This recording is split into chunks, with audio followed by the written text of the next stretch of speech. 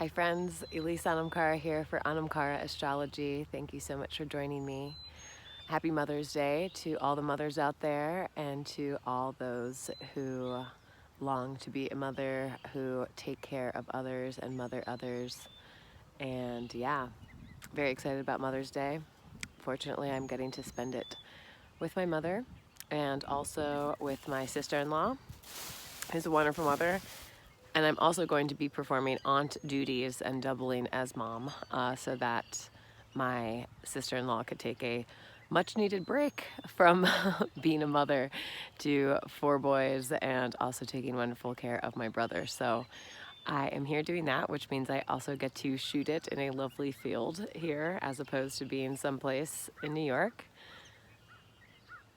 The birds are really loud, so I hope that they're not interrupting this flow too much. I have so many things to talk about, but first I am going to talk about the fact that we are in major Mercury retrograde storm, and Mercury will be stationing retrograde on Tuesday, May 10th. The exact time will be 7:47 a.m. Eastern Time, Eastern Daylight Time here, and I'm in the States. You might be elsewhere. But, you know, this is Mercury going retrograde in its home sign.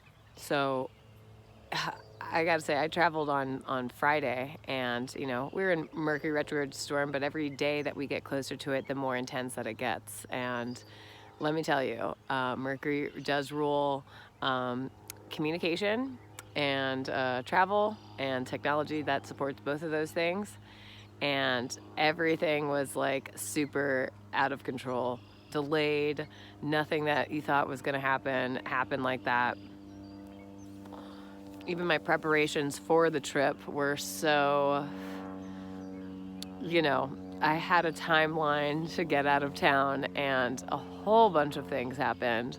And, you know, I had to make space for them, and they were really great. They were very beneficial, but it also meant that, like, I was just, you know, I already had the plan of travel, the thought process, the everything changed or put on its ear, which was also a function of the fact that last week, on the 4th or the 5th, depending on where you are, we also had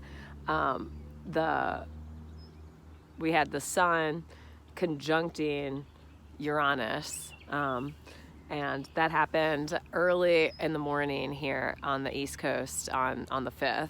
So it was an electric shock to what we thought was going on. Definitely something changed, and so, you know, that electric shock plus the fact that we're in this Mercury retrograde storm is just, you know, it's so Uranus doing what Uranus does, right? It just like just hits the ground with a lightning bolt, and then you're like, holy shit, what the hell? So, you know, I just feel like when I was on a train on Friday, not only was getting there super crazy, but the train itself was delayed. The weather was bad. When we finally did get on, like, even the egress, or like the way to get on and off the trains and back up from the platform to the main station, they weren't all opened. They didn't all have regular access, regular flow. The Wi-Fi was down on the train. The Wi-Fi would come back on. The cellular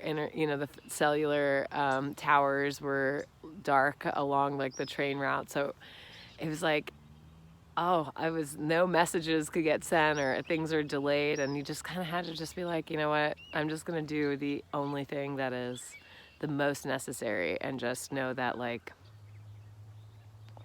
any of the other communication it's not going to go forward, can't go forward, you know, just revise the game plan.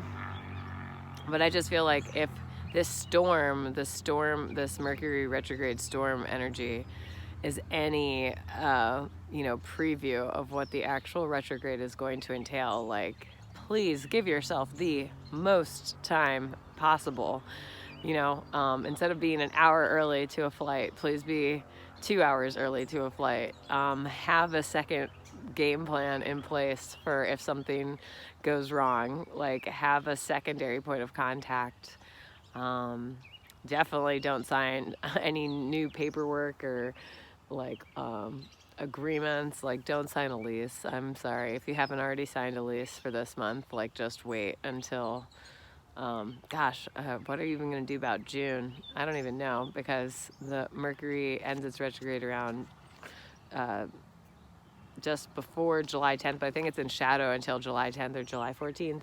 So it's a good long while before we can make anything official, essentially. We have a solid 3 weeks of recapping over some parts of our thought process.